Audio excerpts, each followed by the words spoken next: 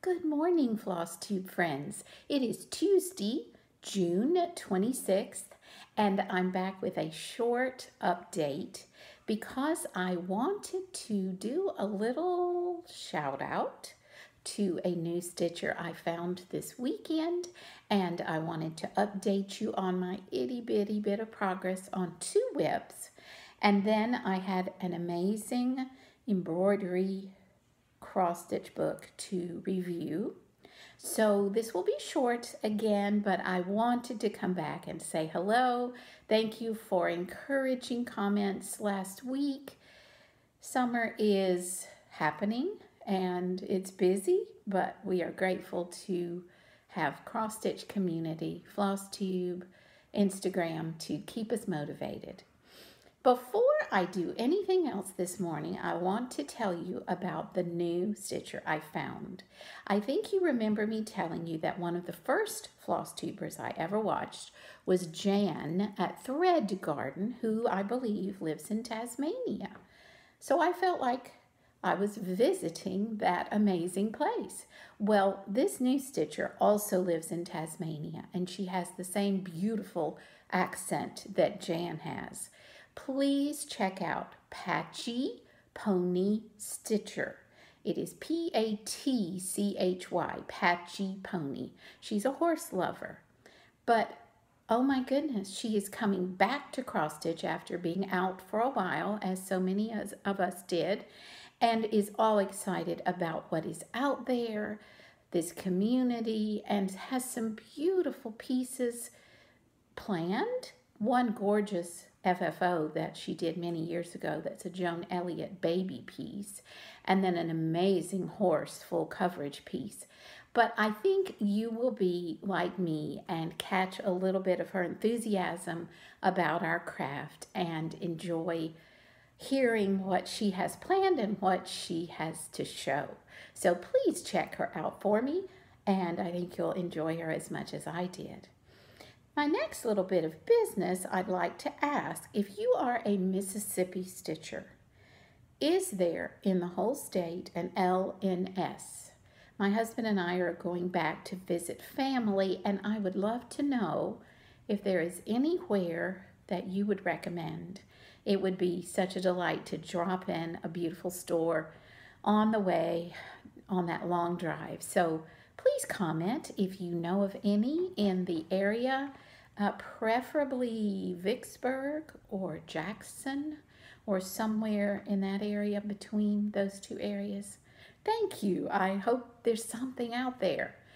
Anyway, didn't have any luck with my Google search, so the stitching community will know. I have some precious viewers who are encouraging me to push forward on my coffee Quaker, even though my other piece has been calling to me lately. And do you know, it's working. That encouragement is working.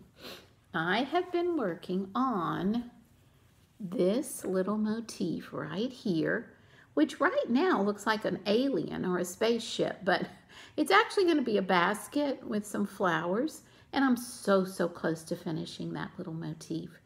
Thank you to my friends who have encouraged me. This piece is really going to happen, even if it is inch by inch, or as we say, stitch by stitch. Again, heartstring samplery, coffee Quaker. So many of you have done this. Samantha's pink conversion is one I point you to. That is crafting between stitches. I know so many others of you are working on this or have finished it. I have been a slowpoke, and I blame it on the small fabric and having to see as well as I need to. But that little spaceship will soon be a basket of flowers, and then I will move on to the big motif that is, oh goodness, right here. So we're getting there. I still haven't taken the time to look for my alphabet piece to see if I can change my initials. As you remember, I put the designer's initials on here. Didn't even read the instructions. Oh my goodness. But it's fun, and I know that it will call to me through the summer until it is finished. The one that has taken all of my time is the beautiful St. Paul's Cathedral.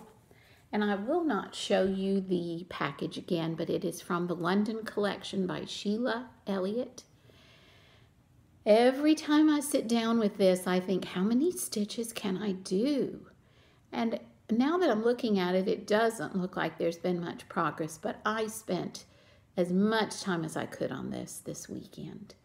So maybe you will see some progress. The good news is that the motif of the little window section here, or I don't know if that's windows, but it's columns on the front of the church. Those are fairly repetitive, so I should be able to finish that whole block very soon. And I'm really just trying to move over it this way so that I don't lose momentum. I was following colors there for a while, and then I think I got off a little bit, had to frog, and was discouraged. But again, this is on Ada, which was provided in the kit. It is full coverage. We did decide to fill in the clouds rather than leave them as negative space, which the pattern had suggested. And it will be a gift for one of my sons who spent a lot of time in the city of London in that beautiful church. So I'd love to have a finish on this very soon so that it can be framed for his birthday. Now, because I've been doing the St. Paul Cathedral, I was thinking about architectural stitching and stitching buildings and places you've been, and you know I love to have stitching that reminds me of places we've visited. So I pulled out my old Mount Vernon piece, thinking it would be a good car stitching piece because it's also done on Ada. This is called Mount Vernon East Front, and it's another one of those eBay finds. I'm not sure you can even see this, but you see the house and then the hill covered in fall foliage that goes down to the Potomac River. This piece was from Mount Vernon, so the kit was done for the landmark. Yes, okay, awesome. So let me remind you of where I am. This will go with me on the road trip to alternate with St. Paul's Cathedral. The building itself is finished, but now it's going to be lots of foliage. And then working my way down to the river. I believe this is 18 count Ada. It's another full coverage. Well, the design covers the whole fabric. It'll have fabric around it. And again, it can be done sewing method very easily with the blocks of color. So I feel like I could fly through some stitches on this. I'm so sorry, that's my coffee pot beeping. So Mount Vernon, East Front, just one more of those projects that needs attention. So it will go with me if I can find my floss to get organized. All right, now I have a question or maybe a plan. This is more of a plan, and then I will show you this amazing embroidery book that I found, again at my library. I had ordered this My Big Toe design back months and months ago. This is graph of the Apostles' Creed. Many of you will be familiar with this creed of the faith. And if I'll be still, you can see that there is a monochromatic version there on the side. There is also this one that uses several different earth tones. But my idea is this. Since I own this and I love it, if I could get some beautiful linen that would match my Long Dog Anniversary sampler, I could use this beautiful Gentle Art variegated floss, which is called Midnight. I have 2 skeins of this left from my Long Dog sampler, and I'm just wondering how many more skeins I will need to finish that piece. I need to see if it tells me how many I need. But that way, those 2 could be companion pieces it just struck me this weekend that this would be an awesome one to pick up, mainly because it is mostly words with just the beautiful motif at the bottom for the border. And it would be a nice change from what I've been stitching, but also something that could go with me, I believe. I don't think that linen is super small count. Anyway, just a plan. I hope I can follow through on that. I would love to have this on the wall. My Big Toe, the Apostles' Creed. It is a reproduction style sampler. Now, when I stumbled on this, I thought, I don't embroider. I'd like to learn, but I don't. But after I opened this book, I realized what a little gold mine it was. It is called Embroidery Basics, a needle knowledge book, and it is by Cheryl Fall, F-A-L-L. And it is published by Stackpole Books. Huh, I've never heard of that publisher. Can you see that? Stackpole. The book has a dedication from the author that I have to read to you people. This is a needle woman's dream when you hear this dedication, or a needle man's dream, because you need family to understand your passion. Let me read you what she says. This book is dedicated to two very important men in my life. My dad, Nelson, who learned to embroider from his grandmother and wasn't afraid to pick up a needle and stitch. And my patient and supportive hubby of 30 years, Tony. Both of these remarkable men understand the relaxation value of stitching and never seem to mind when the ladies of the family are lost in their needlework.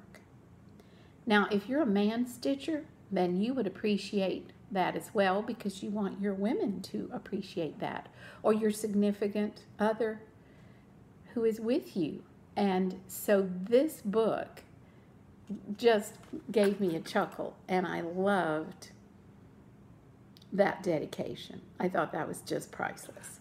The reason I brought it home, other than to share with you, is to tell you that she has all kinds of information, from the tools that you would need,